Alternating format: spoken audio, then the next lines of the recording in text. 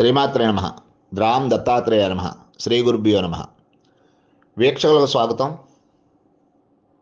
చాలామంది తంత్ర పరిహారాలు బాగా పనిచేస్తున్నాయండి, అలాగే మాకు అప్పులు తీరడానికి ఏమైనా శీఘ్రంగా అప్పులు తీరడానికి ఏమైనా తంత్రం ఉంటుందా అని అడుగుతున్నారు.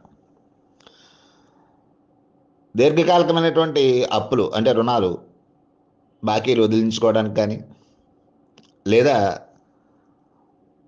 అప్పులు అవ్వకుండా ఉండడానికి కానీ ఒక తంత్ర పరిహారాన్ని మీకు తెలియజేస్తాను.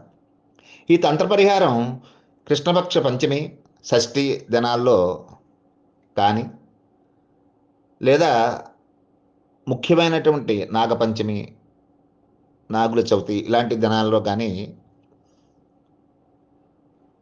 చేయొచ్చు.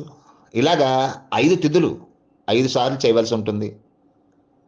ఈ 5 తిథులని కూడా మీకు తెలియకపోతే మన పంచాంగం, చింతావారి పంచాంగంలో తిథులు ఉంటాయి, అవి చూడొచ్చు. ఈ పరిహారం చేయడానికి ముందుగా గోధుమ పిండి, అలాగే పసుపు, బియ్యం, తెల్లటి పుష్పాలు, అలాగే మట్టి దీపాలు 2, అలాగే కలకండ అంటే పటికి బెల్లం, అలాగే పాలు, ఇక ధూపదీప నైవేద్యాలు, ధూపం కూడా రెడీ చేసుకోవాలి. గోధుమ పిండిలో కొంచెం పసుపు పొడి కలిపి, పాలు కూడా కలిపి ఈ 3 మిశ్రమాలతో ఒక ముద్ద చేసుకోండి. ఈ ముద్ద మీరు ఒక పెద్ద సైజు బంతిలా తయారు చేసుకోవచ్చు. ఈ సైజు బంతులు 5గా చేసుకుని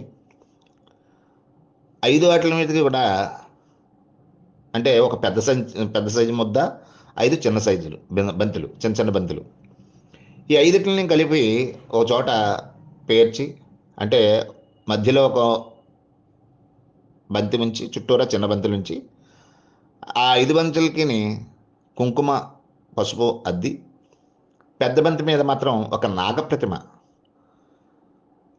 ఏర్పాటు చేసి, ఆ నాగప్రతిమ ఖచ్చితంగా పడగ విప్పినట్టు ఉండాలి, తోక కూడా కనపడాలి. ఈ విషయాలను దృష్టిలో పెట్టుకుని మీరు ఈ ప్రతిమ రెడీ చేసుకోవాలి. ఆ తర్వాత ఈ ప్రతిమని నువ్వుల నూనెతో దీపం వెలిగించాలి. ఖచ్చితంగా నువ్వుల నూనె వాడాలి. ఇక్కడ నువ్వుల నూనెతో దీపం వెలిగించి, ధూపదీప నైవేద్యాలు అర్పించి, స్వామివారికి పూజాది కార్యక్రమాన్ని మీకు తెలిసిన విధానం పంచపూజా విధానంలో ఆచరించి, ఖచ్చితంగా మనం రుణాలు తొలగాలనేటువంటి దృష్టిలోనే ఈ పూజ అంతా చేయాలి. ఈ పూజ చేసిన తర్వాత ఇలాగా పూజ అవ్వగానే ఆ యొక్క నాగప్రతిమని ఆ రోజు వాడినటువంటి పూజా సామగ్రిని మొత్తం అంతా కూడా పూజ స్థలం తీసుకువెళ్ళి మీ ఇంటికి దూరంగా ఉన్నటువంటి ప్రదేశంలో ఏదో చెట్టు కింద ఉంచేసి వెనక్కి తిరిగి చూడకుండా వచ్చేయాలి. ఇలాగా 5 తిథులు, పంచమి తిథులు కానీ, షష్ఠి తిథులు కానీ, ఈ 5 తిథులు ఆచరించి ఈ యొక్క విధానంగా చేసినప్పుడు, ఈ 5 తిథులు ఆచరించినప్పుడు ఆ యొక్క ఫలితాలు మనకి శుభంగా కల్పిస్తూ ఉంటాయి. దీర్ఘకాలిక రుణాలు తొలుగుతూ ఉంటాయి. అలాగే అప్పుల బాధ నుంచి కూడా విముక్తి లభించే అవకాశం సూచిస్తోంది. శ్రీమాత్రే నమః.